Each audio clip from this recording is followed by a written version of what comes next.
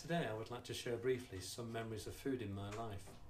You have heard in earlier weeks from Stuart and Alex of the various aspects in the world of food. I was particularly struck by Alex's talk on making sense of it all. It is such a key component of life itself and therefore a global issue, but in many ways is largely taken for granted by many in their daily lives. I have never heard food security being debated in my local pub, that's for sure. Food is, as we really know if we stop to think, a huge part of our everyday lives. So my thought is to share my own journey. My parents arrived from Northern Ireland in 1958. They were from modest means. My mother's family of 10 had a cow in the byre next to the small cottage and a well in the garden. They would never forget the source of their food and water. The change to my situation in one generation never ceases to amaze me. Their modest means continued in England, although this did not stop them having 4 children. And I understand from my elder siblings that in my younger days, food was not always in plentiful supply. We had to rely on a much-loved aunt and uncle for support sometimes. That's how it was in those days. I have since thought about that, and I wonder if it explains why I always clear my dinner plate without giving it a thought.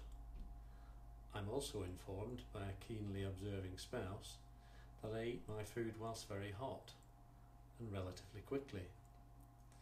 Perhaps this is explained by the early competition at the family dining table, or perhaps I'm just greedy. Being a city boy, all matters nature did not really feature strongly in the early part of my life. Unlike Brian, whose father was a butcher, and Sarah's upbringing on the farm, I was raised in a man-made environment. The source and nature of food never crossed my mind for a surprisingly long time. I just knew that I liked it. I remember the penny dropping at school when I was finally stopped and made to think about it. The differing types of meat, what different nationalities consider is edible, and what is a fruit or a vegetable, and whether it came out of the ground or off a plant or tree. The world of food was appearing to me in all its glory. My 3 children have been far more fortunate at an early age, having maternal grandparents with a very large vegetable garden. At university, I was introduced to Maslow and his hierarchy of needs that he depicted as a pyramid. The base of the pyramid was physiological needs. These needs get stronger if they remain unmet. The longer one goes without food, then the more hungry they will become. This was another part of my education that stuck in my mind. No revision required to remember that. However, I would argue that we don't remember it often enough once we ourselves have moved out of that base. I believe that it is good to remind ourselves that a good percentage of the world's population remain in that base and spend most of their day every day trying to satisfy this basic need of getting fed.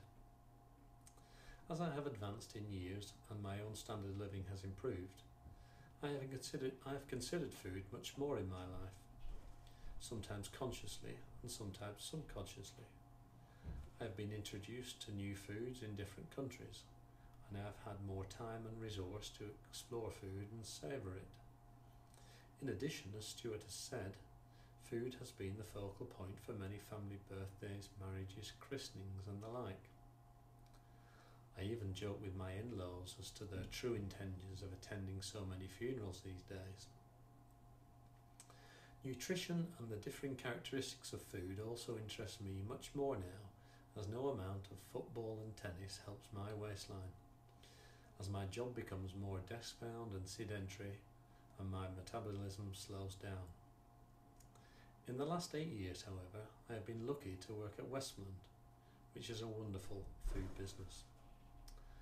I now really appreciate the hard work and toil each day of many people within our business and our supply chains.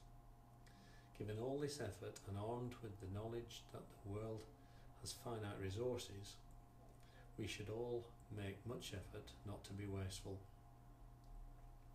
Apparently our country throws away 50 million tonnes of food each year, and nearly half of that is thrown out by us at home. As Alex mentioned in his thought, this is not the case in countries with conflict or with extreme climates. As a council member at Lancaster University, I have seen groundbreaking work into how plants react to stress and into how to feed 7 billion people in the context of climate change, saving very scarce water resources in irrigation projects. This brings me back to the beginning of my journey with food and to the needs pyramid. I may not say a prayer each time before I eat, but I do always make a point of remembering those who cannot take the satisfaction of this basic need for granted. Thank you.